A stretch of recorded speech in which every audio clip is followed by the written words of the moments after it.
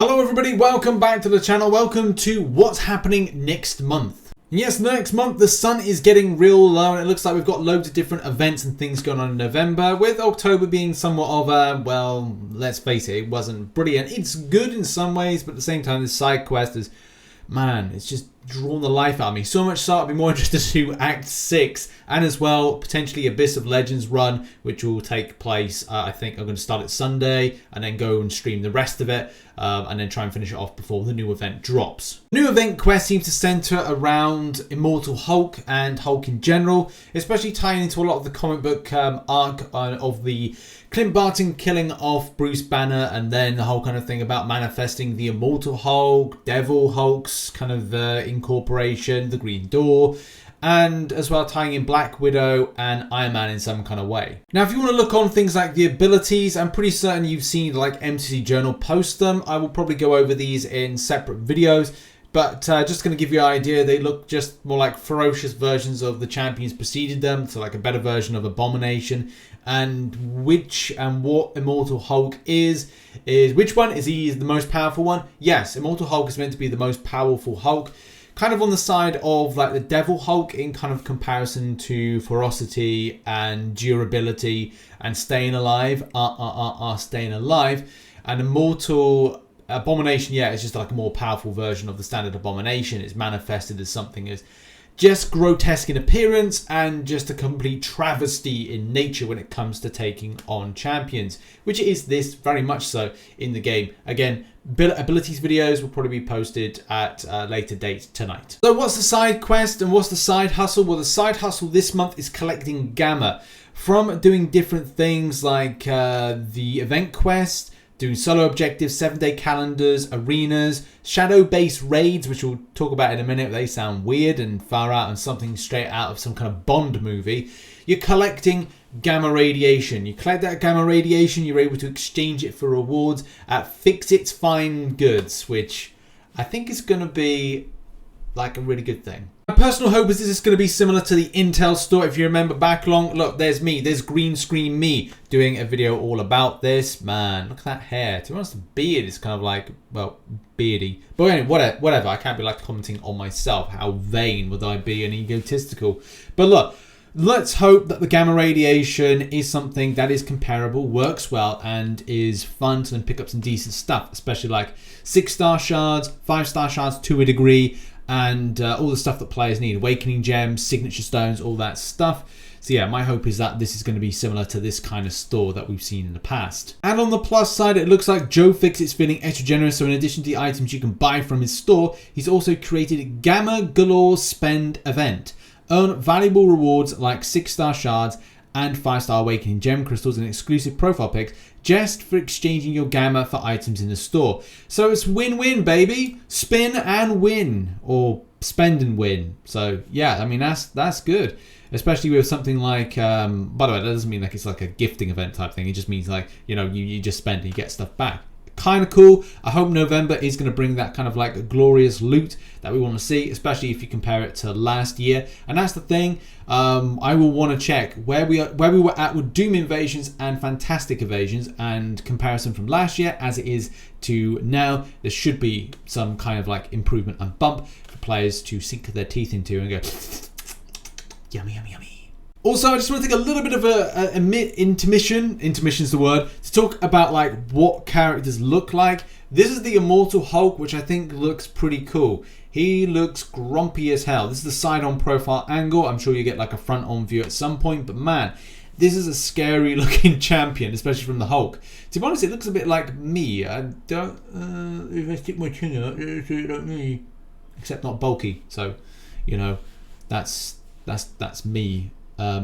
Also, if we look at Immortal Abomination, if you saw my tweet on, I think it was Wednesday or Tuesday, I had this kind of face like, oh god, I literally, I cannot look at this for any length of time longer than about I don't know, 2-3 minutes before going like, I don't want to see this. I really don't want this champion from a point of appearance. We'll talk about abilities. It looks like a cool champion I want to get, but oh god, I honestly can't look at this. To be honest, after seeing this, I cannot look at Predator in the same way. I can't. I literally, I need to kind of like do this in order to change what I'm looking at. I need to like figure out where my mouse is so I can just move back to. Oh, that's better. It's just scary, guys. It's not nice. Should we go back to it to have a look? Oh no. Of all the champions to pick with this kind of like comic book run, all the champions to pick, and they picked that. They couldn't have picked like a different Hulk, like because I think his Onslaught mentioned that comic book run. There's several other Hulks and other characters mentioned that comic book run. So I'm like, couldn't they have chosen something else than this? Also, the update for champions Falcon and Gambit will go live. Currently, they're not available for us to do CCP reviews, so largely they'll just go out to you guys the same time we get them.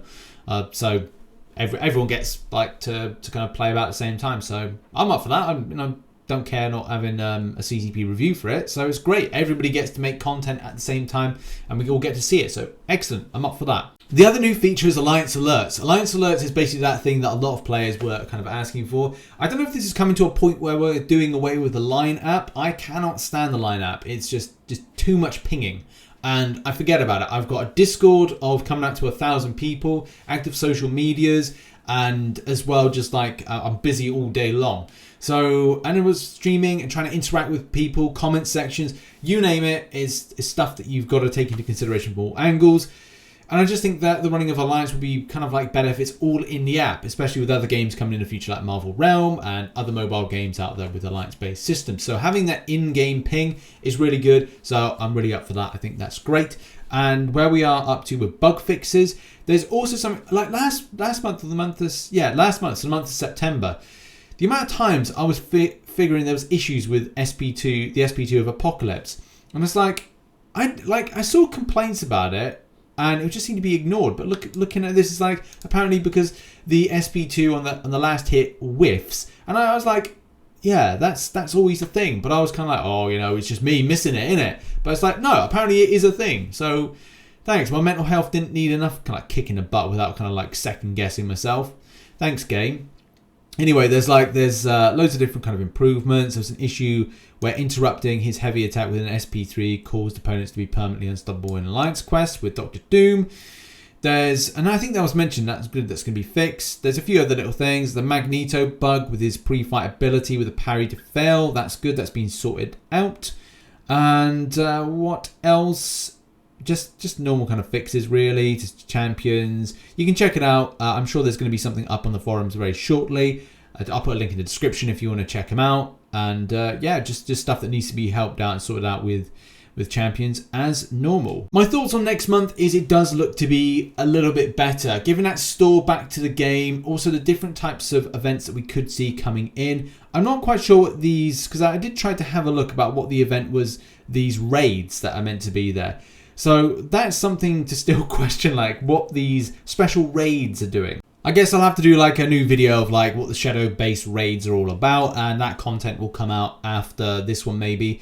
I don't know, it always seems to be the case that when CTP get these kind of like notes which you see on the screen, there's always like about 2 other forum posts that follow it that explain a bit more than this. So I don't know what I don't know what the purpose of giving us these release notes. It's great to make videos, but at the same time to kind of like put this out and then think, all right, I'm going to have to make a video in the next couple of hours to kind of explain to everybody what's going on. Kind of goes like, right, okay, I guess that is what it is. But either way, having a store-based function is good. I like them. It just depends on like what the rewards will be from all these kind of little side quests, the solo objectives, how to do that, whether it be a Cavalier one, what these potential arenas will be about, shadow-based raids. The arenas will probably be gamma radiation in different milestones of the arenas. The shadow-based raids, who actually knows? Again, that's going to be something that I think Kabam will have to explain. But that really explains what's going on for the month. Apart from the stuff that Kabam normally miss out and then we have to do videos on. But that doesn't matter because I will do videos to kind of clarify. In any case, check out some content on screen at the moment. Make sure to support over on Twitch. As I said, I might be doing the Abyss of Legends run there as opposed to YouTube. I need to make a decision on that. It just depends on how YouTube are going to treat me. FYI, they started treating me good for one day and then it went bad again. So yes, isn't that great?